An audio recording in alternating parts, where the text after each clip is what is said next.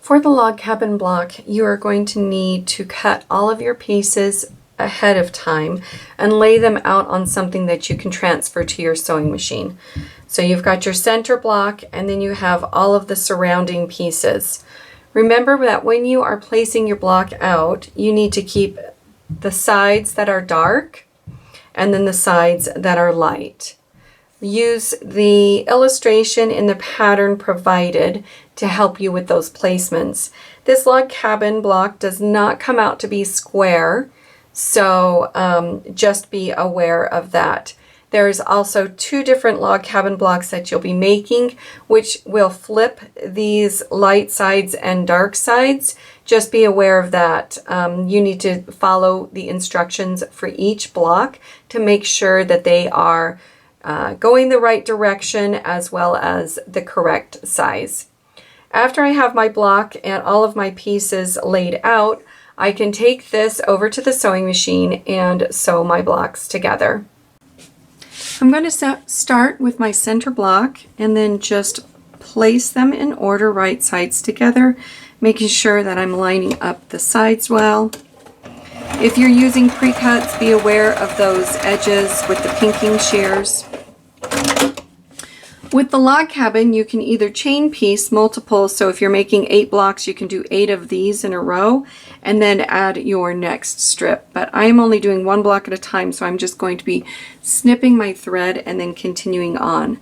So now that I have my first 2 pieces together, I can lay right sides together and stitch this seam.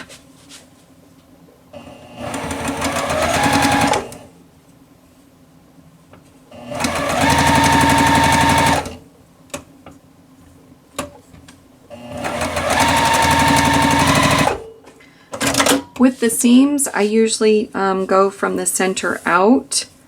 So anything from the center, you kind of push out for your seam. That helps when you press your block. So I've got these 2 set on. Now I need to do my 2 lights on the other side.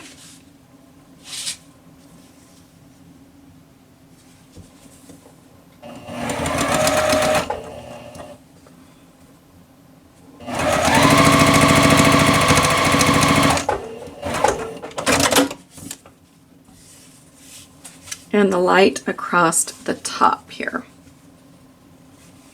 I'm just going to continue sewing.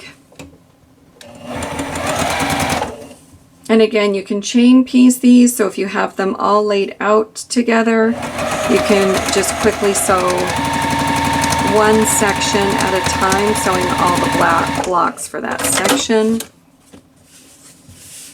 But I'm just snipping along the way. But this does take a little bit longer to do them block by block. So if you can have them all laid out, that would be ideal. Again, I'm making my seams go to the outer edge. This helps for pressing. In between each step, I would recommend that you press it and get it flat and nice before continuing on. It does make sewing them together a little bit easier, but it's not required. Again, in this block, I'm sewing them all together and I'm not pressing in between. Normally I would though. Make sure our edges are lined up nicely.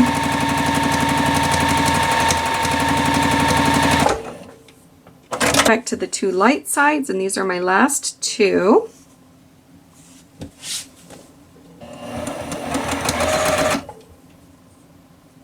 If you need to pin these, please pin. Make yourself comfortable. Don't try to loosen up if you don't want to. Make sure your 1/4 inch seam is set and good before you start your block, so everything lines up nicely. And then my last piece is the light.